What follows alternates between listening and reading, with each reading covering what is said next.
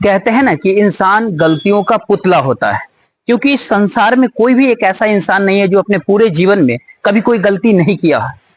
और कुछ लोग ऐसे होते हैं जो वक्त रहते अपनी गलतियों को समझ बैठते हैं और फिर जाकर उसको सुधार करने की कोशिश भी करते हैं, लेकिन तब तक काफी देर हो चुकी होती है, जिसकी वजह से वो चाह करके भी सही रास्ते पे नहीं आ पाते। और जब वो जोर जबरदस्ती करने की कोशिश करता है तो उसकी वजह से न जाने कितने लोगों की जिंदगियां हमेशा हमेशा के लिए बर्बाद हो जाती है।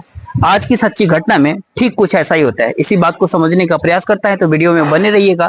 नमस्कार, मैं जितेंद्र कुमार, आप देख रहे हैं स्टडी सफर तक। आज की जो सच्ची घटना मैं दोस्तों आपको बताने वाला हूँ, दरअसल यह घटना होता है पंजाब राज्य की लुधियाना शहर की। जी हाँ, लुधियाना का एक इलाका पड़ता है सुरजीत नगर, और इसी सुरजीत नगर का रहने वाला लोकेश कुमार होता है। लोकेश की पत्नी का नाम होता है रेखा रानी।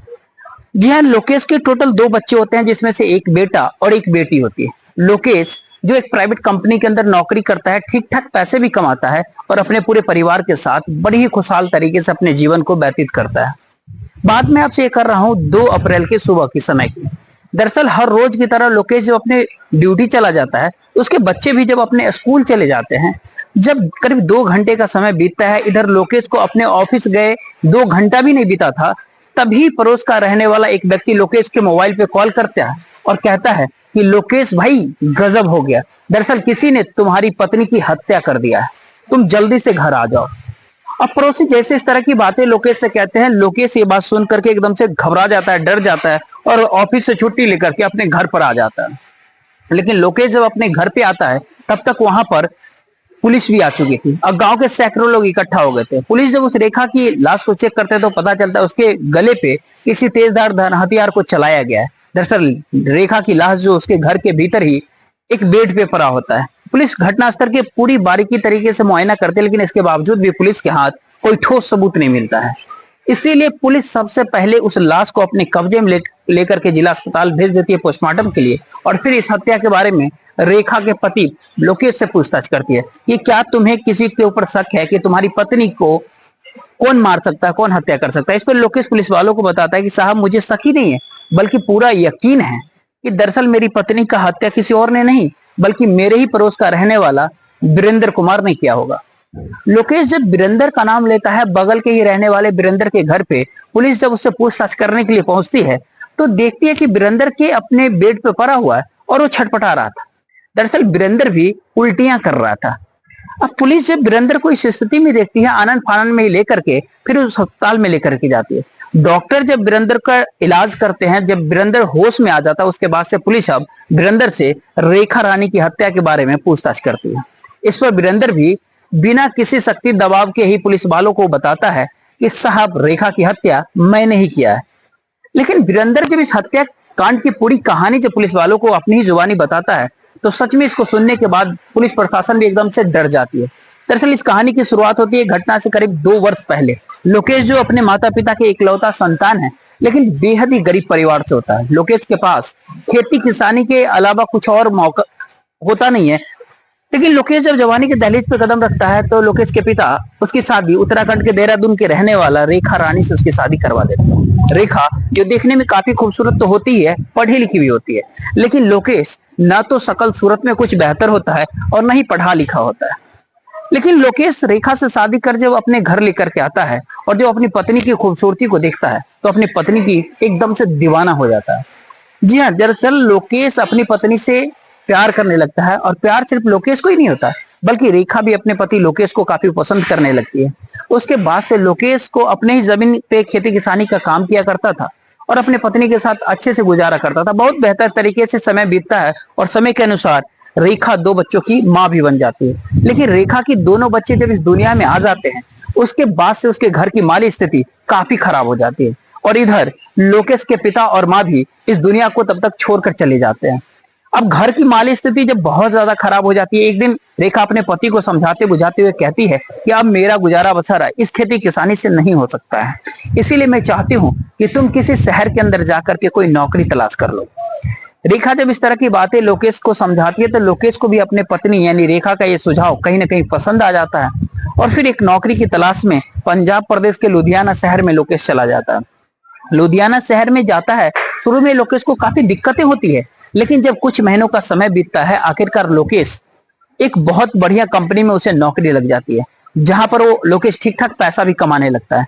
लोकेश जब ठीक ठाक पैसे कमाना लगता है तो उसके बाद से इसी सुरजीत नगर इलाके के भीतर एक किराए का कमरा भी ले लेता है। उसके बाद से अपनी पत्नी और दोनों बच्चे को साथ ही बुला लेता है। पत्नी और बच्चे जब पंजाब के लुधियाना शहर आ जाते हैं तो लोकेश अपने दोनों बच्चों के अपने ही इलाके के एक स्कूल के भीतर दाखिला भी दिलवा देता है। इधर लोकेश जहाँ पे रहता है उसी के बगल में रहने वाला है वीरेंद्र कुमार।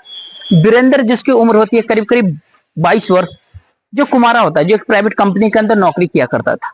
वीरेंद्र जब पहली बार रेखा को देखता है तो रेखा की खूबसूरती को देख उसके तरफ देखते ही रह जाता है।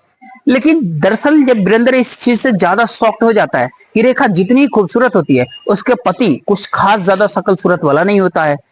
इसलिए वीरेंद्र अब रेखा के नजदीक जाने की कोशिश करने लगता है।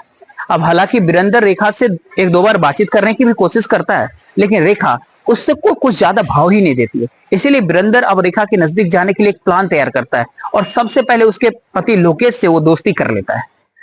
वीरेंद्र की जब लोकेश से दोस्ती हो जाती है उसके बाद से इसी दोस्ती के माध्यम से लोकेश के घर भी आना जाना वीरेंद्र शुरू कर देता है और आखिरकार पति और पत्नी के रिश्ते में ऐसा दरार डाल देता है जिसकी वजह से लोकेश और उसकी पत्नी रेखा के बीच में आए दिन रोज झगड़े तकरार होना शुरू हो जाता है। पति और पत्नी के बीच में जब झगड़े तकरार शुरू हो जाते हैं उसके बाद से दोनों के बीच में काफी दूरियां भी बन जाती हैं। लेकिन रेखा रानी को जैसे अपने पति लोकेश से दूरी थोड़ी सी बन जाती है, इधर वीरेंद्र इस मौके का फायदा उठा लेता है। दरअसल वीरेंद्र जब एक दिन अपने दिल की बात रेखा रानी से कहती है तो फिर रेखा भी वीरेंद्र की बातों में आ जाती है और फिर रेखा रानी और वीरेंद्र के बीच में प्रेम प्रसंग शुरू हो जाता है। और रेखा और वीरेंद्र के बीच में जैसे ही प्रेम प्रसंग शुरू होता है उसके बाद से वीरेंद्र रेखा से मुलाकात करने के लिए अक्सर लोकेश के घर पे ही जाया करता था। लेकिन वीरेंद्र रेखा के घर पे उसी समय जाता था जब लोकेश अपने ड्यूटी चला जाता था और उसके दोनों बच्चे अपने स्कूल चले जाते थे। एक दिन बात करते करते रेखा और वीरेंद्र दोनों एक दूसरे के इतने ज्यादा करीब आ जाते हैं कि आखिरकार मान मर्यादा की सारी हदें पार हो जाते हैं और रेखा के घर के भीतर ही वीरेंद्र और रेखा के बीच में अवैध संबंध बन जाते हैं, यानी दैहिक संबंध बन जाते हैं। हालांकि वीरेंद्र का जब पहली बार रेखा रानी के साथ इस तरह का रिश्ता कायम होता है उसके बाद से वीरेंद्र अक्सर अब रेखा के घर जाना शुरू कर देता है और बार बार इस काम को दोहराना शुरू कर देता है।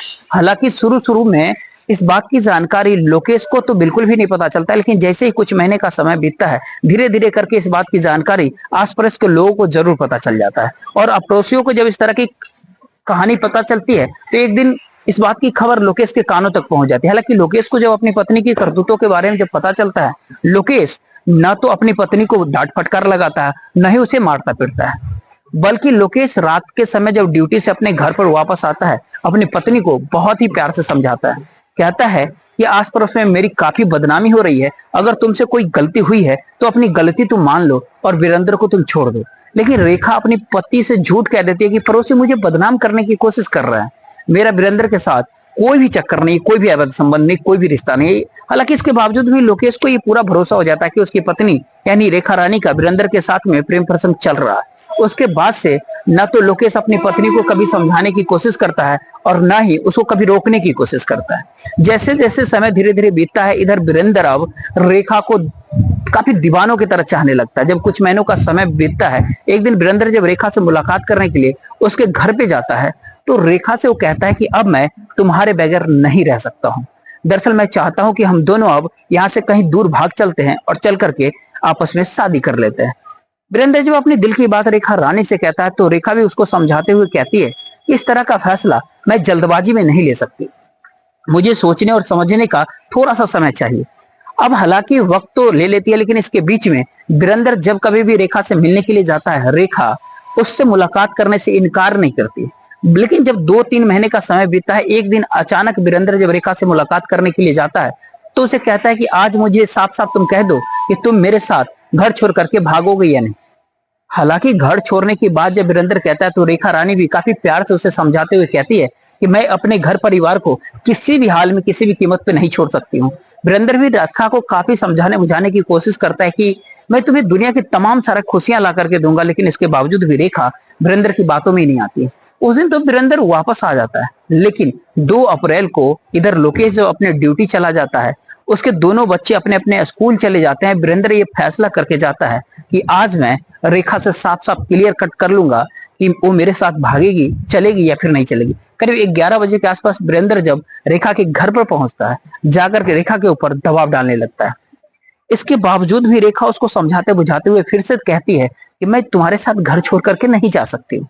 बेहतर है कि हम दोनों के बीच में जैसा रिश्ता चल रहा है वैसे चलने दो तुम। मैं इस रिश्ते को कभी खत्म भी नहीं तुम्हारे साथ करूंगी।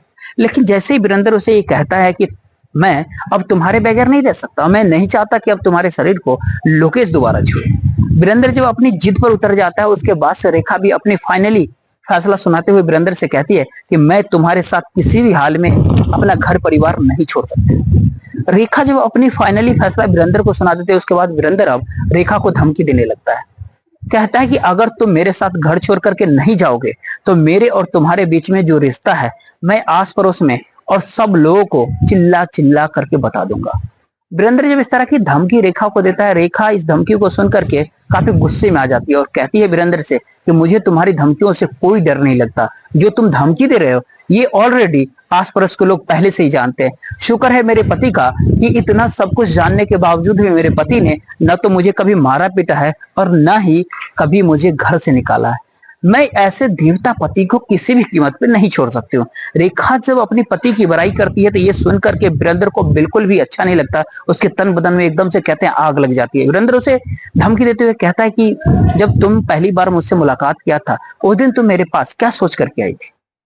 इस पे रेखा भी उसे जवाब देते हुए कहती है कि वीरेंद्र मुझे आज भी उस गलती का काफी अफसोस है, इसीलिए मैं अपनी गलतियों को सुधारना चाहती हूँ। आज के बाद से तुम्हें मेरे घर पे आने की कोई जरूरत नहीं और मेरे और तुम्हारे बीच का सारा रिश्ता भी यहीं पे खत्म हो जाता है।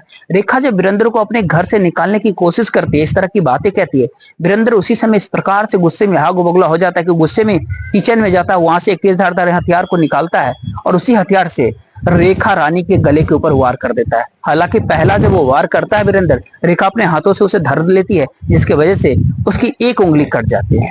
लेकिन रेखा अपने आप को बचाने की पुरजोर तरीका कोशिश करती है, लेकिन चाह करके भी वो घर से बाहर नहीं भाग पाती है। इधर वीरेंद्र गुस्से में इस प्रकार से पागल हो चुका था तब तक कि उसी हथियार से रेखा के गले के ऊपर काफी जोर से एक पर एक कई वार कर देता है, जिसकी वजह से रेखा रानी की वहां पे गिर जाती है और वहीं पे उसकी मौत हो जाती है। हालांकि रेखा की जब मौत हो जाती है उसके बाद से वीरेंद्र उसके घर से भी निकलता है और सीधे अपने घर के अंदर जाता है और अपने आप को भी खत्म करने के लिए चूहे मारने की दवा खा लेता है। लेकिन जब दवा खाता है वीरेंद्र, उसके पैर शरीर में काफी बेचैनियां बढ़ जाती है, उसे उल्टियां आने लगती है। लेकिन वीरेंद्र जैसे ही रेखा के घर से बाहर निकलता है, कुछ पड़ोसी उसको देख लेते हैं और रेखा की जब घर के भीतर जाते हैं, रेखा की जब डेड बॉडी को देखते हैं तो इस बात की जानकारी उसके पति लोकेश को दे देते हैं। सच में दोस्तों जब वीरेंद्र पूरी कहानी पुलिस वालों को अपनी ही जुबानी बताता है तो उसके बाद पुलिस वीरेंद्र के ही कहने पे धारा 302 के तहत उसके ऊपर हत्या का मुकदमा दर्ज करती है और अगले दिन जिला अदालत में पेश कर देती है, जहां से वीरेंद्र को जेल भेज दिया जाता है। दोस्तों इस पूरे घटनाक्रम सुनाने का उद्देश्य आपको परेशान करना नहीं था, नहीं आपका दिल दुखाना था, बल्कि आपको जागरूक करना था, आपको सचेत करना था। आप जहां भी रहे सुरक्षित रहे और अपने परिवार वालों का ख्याल रखें। बाकी इस वीडियो के बारे में आप क्या सोचते हैं, आप अपनी राय जरूर दीजिएगा। जय हिंद, जय